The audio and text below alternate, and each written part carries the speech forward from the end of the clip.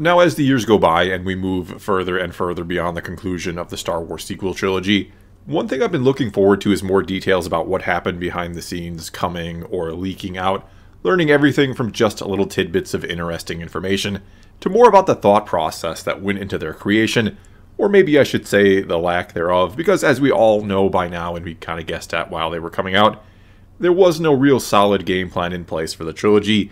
It was up to the individual writers and directors to do pretty much whatever they wanted to do, or at least what they wanted to do to a point, because we recently learned, thanks to some now deleted tweets from Pablo Hidalgo of the Lucasfilm story group, that JJ Abrams actually wanted to blow up Coruscant in The Force Awakens, and Lucasfilm said no.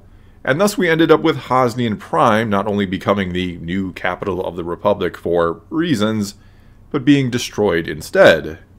Basically here it seems Abrams thought it would be more impactful to destroy Coruscant over some random planet, some new capital world, that no one had ever heard of and that no one would have any sort of connection or emotional attachment to. And I do agree with him, sort of anyway, because yeah, it would have been more impactful to destroy Coruscant, but I don't think it would have had the impact he was hoping for, especially now after the fact where many fans have ended up disappointed with how the sequel trilogy played out. I mean, I think people would have just been upset, to put it mildly, to see this planet, which had such a huge part to play in the prequels, a huge part to play in the overall story, suddenly destroyed halfway through the first film in a new trilogy, and after, in story, in the previous part of the story, or the original trilogy, it had been all about defeating the Empire and restoring a new republic. In fact, as I've talked about many times before, I think one of the biggest mistakes the sequels made was immediately destroying the New Republic, not to mention the Jedi Order, and doing the same sort of story all over again, a ragtag rebellion versus a massive empire, and one lone hero or Jedi who can save them all. It made it feel like nothing that happened in the original trilogy, or what those characters accomplished in that trilogy, really mattered, since it literally all gets undone. The sequels, I believe, should have been all about a new external threat to both the newly established Jedi Order and Republic, some sort of great challenge from beyond to both of them that once defeated, or at the end of the trilogy, it would leave us feeling like both of them would stand for another 1,000 generations. Instead, Luke's Jedi Order is essentially defeated off-screen before the trilogy even begins, and the New Republic, again off-screen, makes a series of horrible decisions and mistakes which led them to being taken out in literally one shot. Everything from reducing their military by 90% immediately after defeating the Empire, though not completely eradicating them, which eventually led to them having to sign an armistice with the First Order, or what became of the remnants of the Empire. Yet even though they did this, they still secretly supported the Resistance fighting the First Order instead of flat out or openly opposing them, all of which, I'm sorry to say, just makes no sense whatsoever, unless you need to come up with something moronic to fit with The Force Awakens or what The Force Awakens establishes, where the story is at the start of that film. But there was also another area where the New Republic flat out failed, which is having no clue that the First Order was building or had built Starkiller Base. Then again, maybe they just thought there was no possible way the Empire or the Remnants would build yet another Death Star or Death Star type weapon. And yes, I know there are already a lot of fans out there who think it was silly for the Empire, and especially for the plot of the story, to build a second Death Star as seen in Return of the Jedi. But I've never really had an issue with the Empire doing that, mainly because, yes, the Death Star is the ultimate weapon. The ability to destroy a planet is going to keep most systems in line. And though it was an expensive or costly proof of concept, if you will, the first Death Star was indeed proof that such a weapon could work, and if not for an intentionally built-in flaw as well as a daring group of rebels stealing the plans as seen in Rogue One, and a 1 in a million shot from an obviously very Force-sensitive Luke Skywalker, it's unlikely the Death Star, the first one, is ever destroyed, and that the Rebellion ever wins the war. And so yeah, you could argue the Empire building another one does make sense, even if it's not the best idea for the plot of your movie. But speaking of the events that went into destroying the first Death Star, which are now basically covered in 2 movies, I've always found it kind of odd that it took only a 2-minute meeting in The Force Awakens to figure out how to destroy Starkiller Base. I mean, how poorly designed is this thing that, once again, a handful of fighters managed to destroy a superweapon? And yeah, I know the second Death Star basically suffers the same type of fate, But at least it wasn't finished yet. At least it makes sense that the plan was to fly into the structure and to blow up the main reactor. And I'm assuming if they hadn't got to it before it was complete, it wouldn't have had any sort of weakness to be exploited.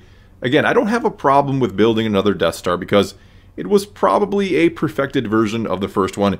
It didn't have that same sort of flaw that was, again, designed into the first one. But when it comes to Starkiller Base, one of the things that could lead to its destruction, maybe the only thing, which was the oscillator, it was left out in the open or on the surface of the planet with no extra shielding or anything. That was how it was designed. That was the finished product that had yet another terrible flaw. And again, this one not intentionally designed into it. Plus, and going back to the mistakes of the New Republic post-Return of the Jedi, how did they never find out about Starkiller Base until it was too late, until it was completed and had destroyed them? Certainly you keep close tabs on the First Order. Certainly you've been spying on them as much as possible, keeping a watchful eye on an organization that has a propensity for building planet-destroying weapons. Certainly you don't let them transform a planet into a weapon without ever catching wind of what they're doing. I mean, the New Republic has to know what powered the Death Stars, that it was Kyber, right? So you'd think they'd maybe possibly keep tabs on planets that are known to have Kyber, like Ilum, for example, which is the planet the First Order turned into this weapon, that they turned into Starkiller Base. You're telling me that at no point no one in the New Republic thought they should make sure they weren't there mining what Kyber might be left, and clearly there was plenty left if the planet got turned into a giant weapon? You're telling me Luke never learned of the Jedi tradition to go to Ilum, and he never took some students there in the hopes of finding a crystal for a lightsaber? That the New Republic, which should, again, be spying on the First Order pretty heavily, they never saw the amount of materials being transported to this one planet on top of the amount of materials that would be shipped off to Exegol to make the Sith fleet of thousands of Star Destroyers? And speaking of those, why would you even bother making Starkiller Base if you've miniaturized Death Star tech? They didn't need to make a planet into a weapon. At any point, keeping in mind The Force Awakens is just a year before the rise of Skywalker, at any point Palpatine could have dispatched a single Death Star Destroyer to Hosnian Prime, or a couple of them, or a dozen. I mean, he had hundreds, if not thousands of them. At least according to the novelization, he had thousands of them. Anyway, at any point he could have sent a couple dozen of his hundreds of Death Star Destroyers and blew up the whole system, along with most, if not all, of the New Republic ships which were destroyed in the blast from Starkiller.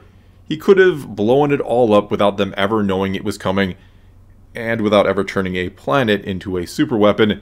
There just seems to be no point to that other than expending an incredible amount of resources that he got from somewhere, and without the New Republic ever noticing.